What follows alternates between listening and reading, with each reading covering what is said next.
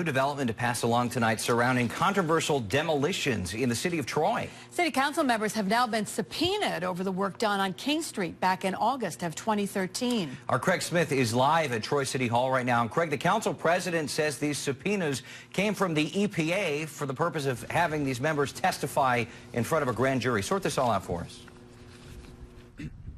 Right, and this isn't the first time that in the last recent months that federal investigators have been trying to get a feel into some information on some of the decisions that have been made in the city.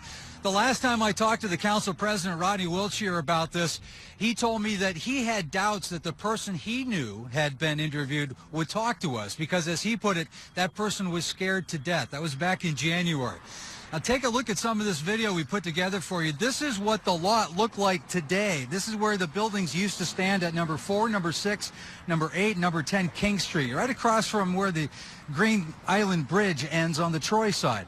Back in the first week of August 2013, it was a pile of debris. The fire chief, Tom Garrett, later said he authorized the demolition after some of his men found dangerous structural conditions during a routine inspection.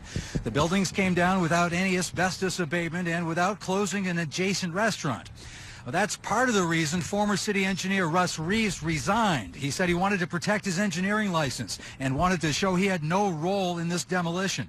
The city council convened a series of hearings and issued a report in January. That report concluded that in future cases like these, the demolition should follow proper procedures. That's something that the fire chief has always said he did do. Now, today, there was a statement released from the council president, Rodney Wiltshire. He said, this is how it reads in part. He says, "We will do our best to cooperate." And later on in his statement, he says, "It's a sad time for Troy to know these things are occurring and that they are taking this course." Now, the documents that were filed here in at the city clerk's office, some of them have been published. The Times Union has put pictures of them online. These are documents that we tried to get access to, and we were just about to.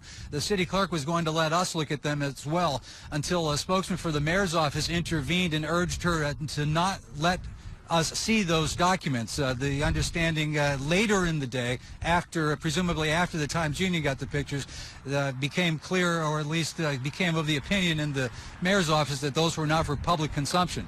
The reason I'm telling you all this is because those pictures show that the feds are not interested only in King Street, but also at some demolition work at 2139 and 2141 Fifth Avenue, and also at the King Fuel site in the south end of Troy. At one point about a year and a half ago, the State Department of Environmental Conservation was in a joint investigation with the EPA about some of the demolition work that had been done there. We're live in Troy. Craig Smith, CBS 6 News. All right, Craig, thanks very much.